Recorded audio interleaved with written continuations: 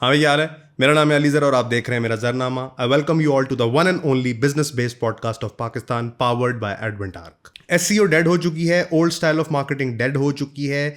जो पहले लोग वेबसाइट पे जाते थे, अपॉइंटमेंट बुक करते थे, कॉल करते थे, रैकी करते थे और आपको बिजनेस आता था, specially in the current digital world of software and AI and data, वो सारी स्टाइल ऑफ मार्केटिंग डेड हो चुकी है। और बहुत सारे लोग जो मेरे पास आते हैं वो इस पर अपने पैसे ज़ाया करते ही चले जाते हैं without the promise of returns.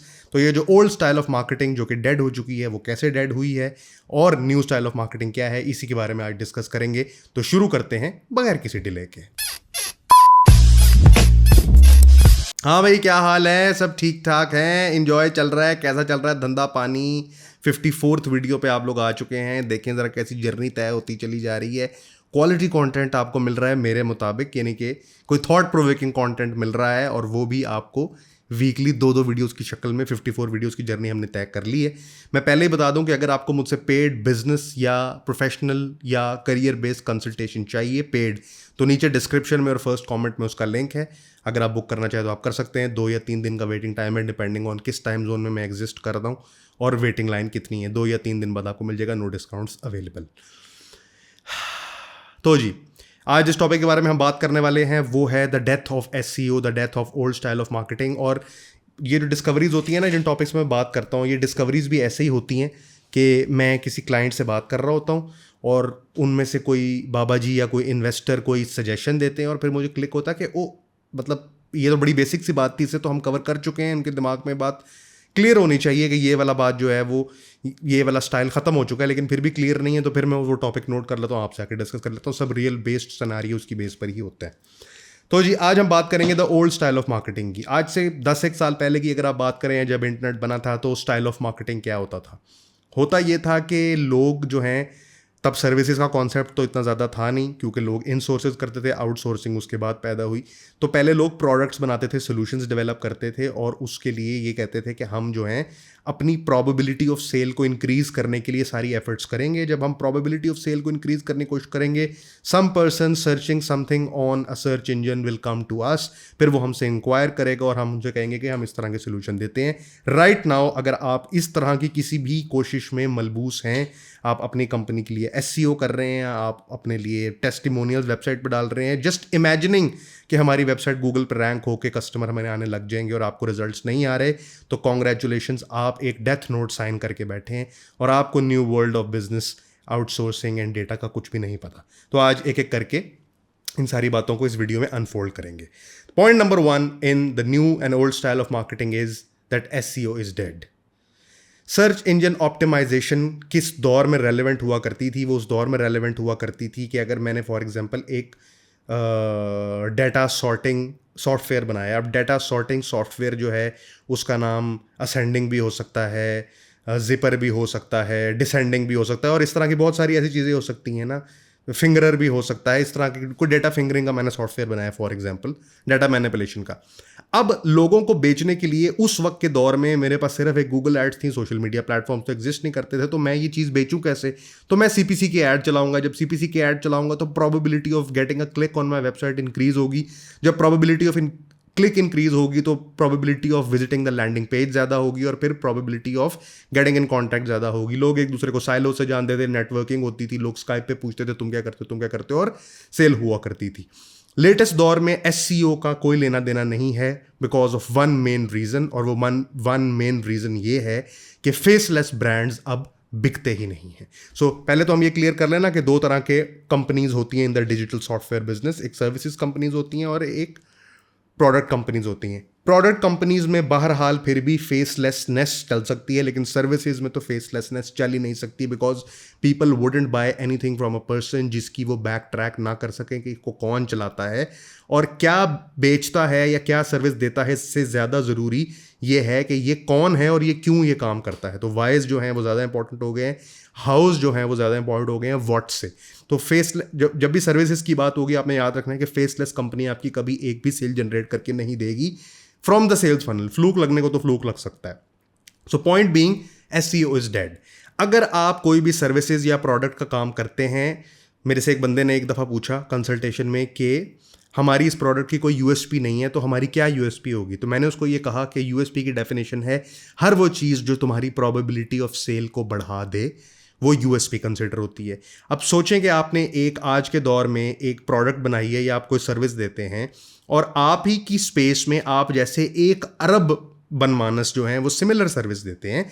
तो मुझे ये बताएं कि एसईओ के थ्रू आप उसको काटी लगा के, अगर वो एक फंडेड कंपनी है जो सीपीसी की ऐड चला रही है, एसईओ के थ्रू उसको काटी लगा के ऊपर कैसे आएंगे? और अगर आप ऊपर आ भी गए तो फेसलेस मतलब बगैर पर्सनल ब्रांडिंग वाली वेबसाइट पे अगर वो बंदा आ भी गया तो वो कैसे जानेगा कि आप कौन है? आपसे क्यों कंसल्टेशन बुक करेगा? उसके लिए वो ज़्यादा बंदा बेहतर नहीं है जिसको वो लिंक्डइन पे देखता है, जिसको वो सोशल मीडिया मार्केटिंग यानी कि एसएमएम के थ्रू देखता है। तो SEO is dead, the new word is SMM, social media marketing. Because अब सोशल मीडिया जो पहले सिर्फ अपनी पर्सनल ख्यालात शेयर करने के लिए और ये चेक करने के लिए था कि कौन किसके साथ सो रहा है, अब बिजनेस के लिए सबसे बड़ी हब बनती जा रही है। और क्योंकि इस हब का बनना हो गया है तो हमें पता है कि इस बंदे को हम वेरीफाई कर सकते हैं। ये बंदा अगर 50,000 या 100 के लोगों से बात करता है हर रोजाना, तो इन्फ्लुएंस जो है वो सॉर्ट ऑफ क्रेडिबिलिटी है। इससे पहले क्रेडिबिलिटी थी वेबसाइट का होना, वेबसाइट के पीछे क्या एड्रेस लगा हुआ है ये मेंशन होना, वेबसाइट कितनी पुरानी है ये मेंशन होना, वेबसाइट कितनी अच्छी बनी हुई है ये। तो अब criteria of trust and credibility क्योंकि चेंज हो गया है, इन्फ्लुएंस क्राइटेरिया बन गया है, इसलिए SEO is dead and that has been taken over by SMM, the social media marketing. तो अगर आप कोई सर्विसेज या प्रोडक्ट का काम कर रहे हैं और आप ये समझते हैं कि एसईओ पे देखें, एसईओ सिर्फ इसलिए है कि जब कोई बंदा जाके जेमिनी या जीपीटी पे सर्च करे कि हु इज़ अलीजर, तो अलीजर जो वेबसाइट पे चीज़ें लिखी हुई हैं एसईओ पे अगर काम हुआ होगा, बैकलिंक्स होंगे या हाइपर लिंक्स होंगे, वो उसको ऊपर लेके आएगी। सिर्फ एक समझ लें कि ऊपर से टिंग करने वाली बात है, उससे आप अपनी सेल्स फनल ड्राइव नहीं कर सकते। सेल्स फनल ड्राइव करने के लिए आपको बहरहाल अपना इन्फ्लुएंस और अपनी हाउ एक्सप्लेन करनी पड़ेगी। तो SEO is dead and it has been taken over by SMM. अगर आप आज एसईओ की बेस पे बिजनेस मॉडल या फनल बनाने को तैयार हैं कि जी ये मैंने गूगल क्रोम की एक्सटेंशन बनाई थी और मैं इतनी एसईओ पे काम कर रहा हूँ और इसका 6 महीने का आरओआई है, तो आप दफ़ा दूर हो जाएं। आप फारिग आदमी हैं क्योंकि आपने अपने आप को अपडेट नहीं किया। SEO इज डेड, मैं बार बार कह रहा हूं SEO इज डेड। तो point number 1 in the old style of marketing is that SEO is dead.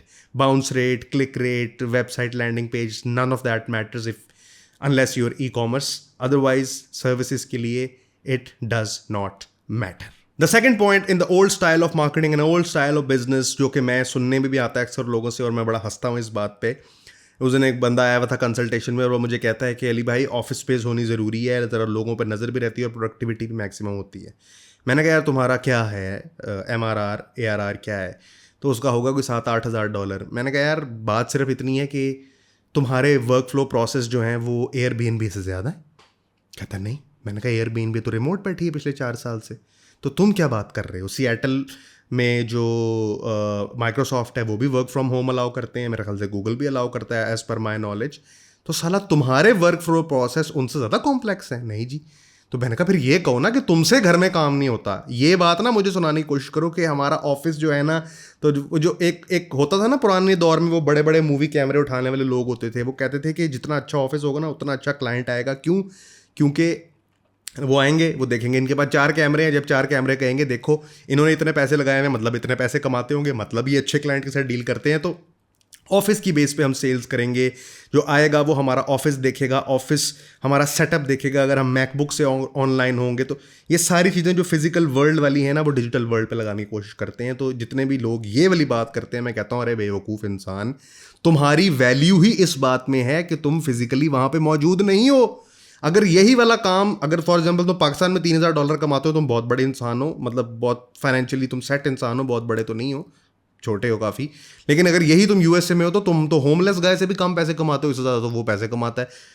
Petrol pump पे काम करने वाला बंदा 4400-4500 कमा लेता है, तो तुम तो फिर कुछ नहीं कमाते ना। तो तुम्हारी सारी कारीगरी इस बात में है कि तुम रिमोटली अवेलेबल हो और इक्वल या equivalent quality of work deliver कर सकते हो। तो मार्केटिंग और बिजनेस वर्ल्ड में जो फिजिकल ऑफिस वाली सारी गेम है कि क्लाइंट इस बेसिस पे आएगा कि इनके पास ऑफिस है, क्लाइंट इस बेसिस पे आएगा कि इनके पास अच्छे मैकबुक्स हैं, क्लाइंट इस बेस पे आएगा कि इसके पास कौन सी गाड़ी है। भाई ये बातें फिजिकल वर्ल्ड में पाकिस्तान में एप्लीकेबल हैं।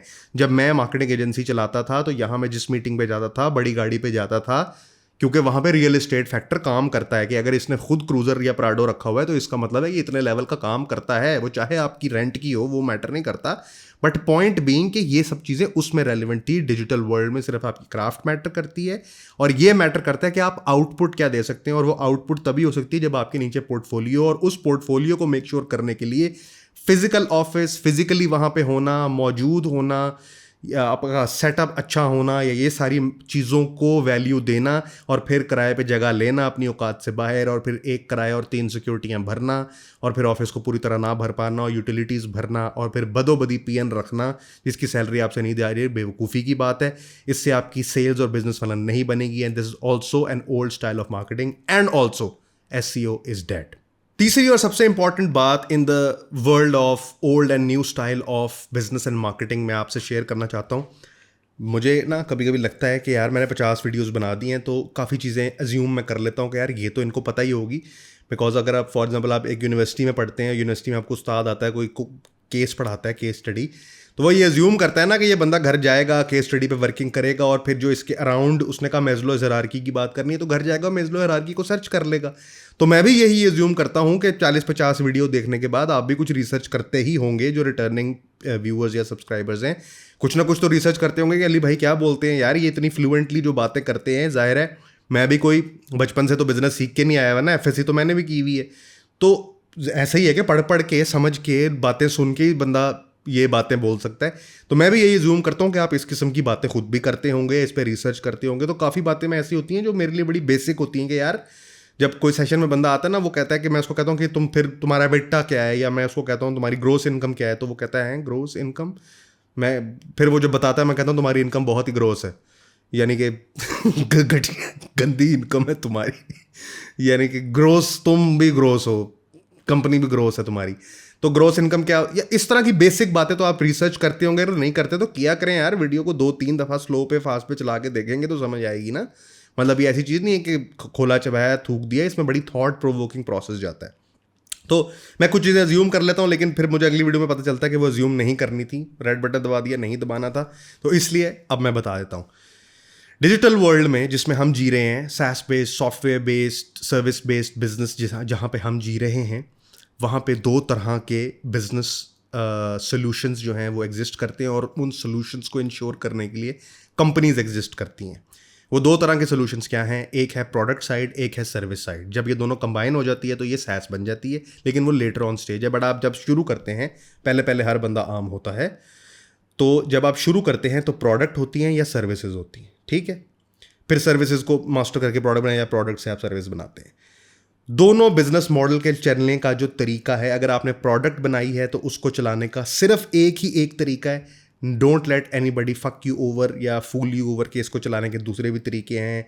कम्युनिटी बना लो, डिस्कॉर्ड बना लो, न्यूरल नेट बना लो, गशिंग बना लो, स्कोर्टिंग बना लो। ऐसा कोई मॉडल नहीं, कोई स्कोर्टिंग मॉडल नहीं है, एक ही मॉडल है। अगर प्रोडक्ट है आपके पास, यानी कि आपके पास एक सॉफ्टवेयर है जो एक मसले का हल प्रोवाइड करता है, उसको चलाने का मॉडल है freemium model.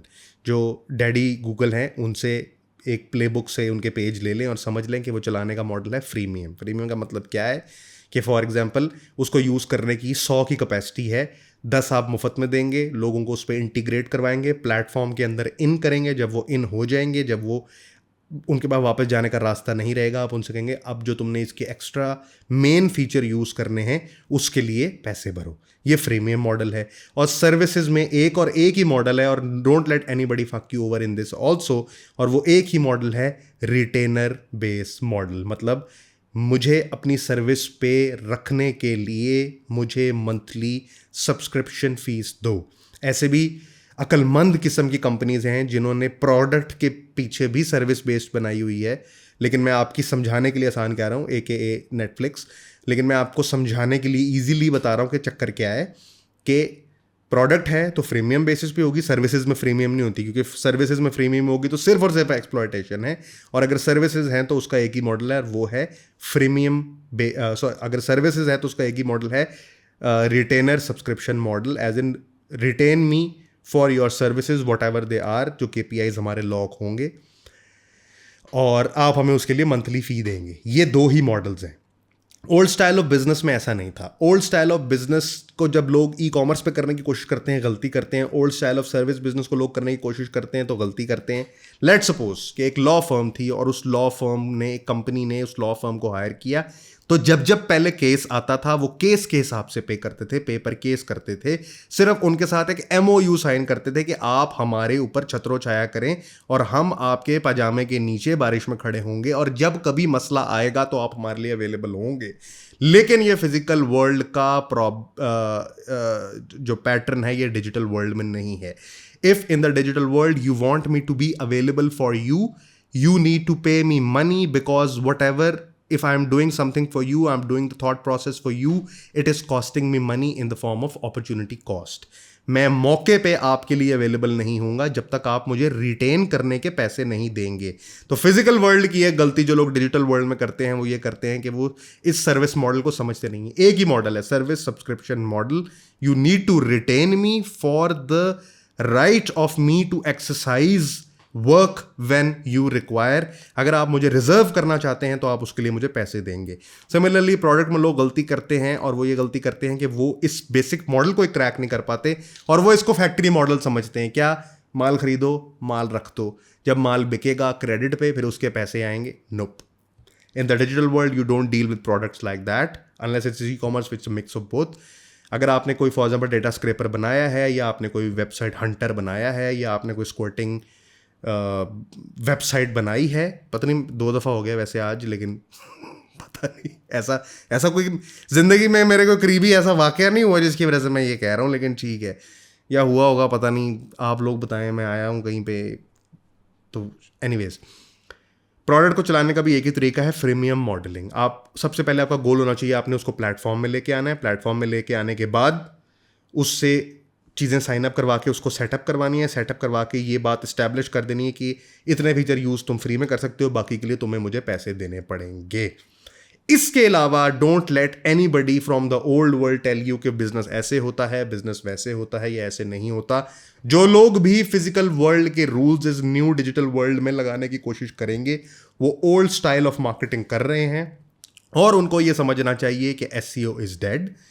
The physical presence of you और your setup does not impress anybody, बल्कि आपकी कोर स्ट्रेंथ ये है कि आप फिजिकली वहाँ पे नहीं हैं और फिर भी equivalent amount of work deliver कर सकते हैं।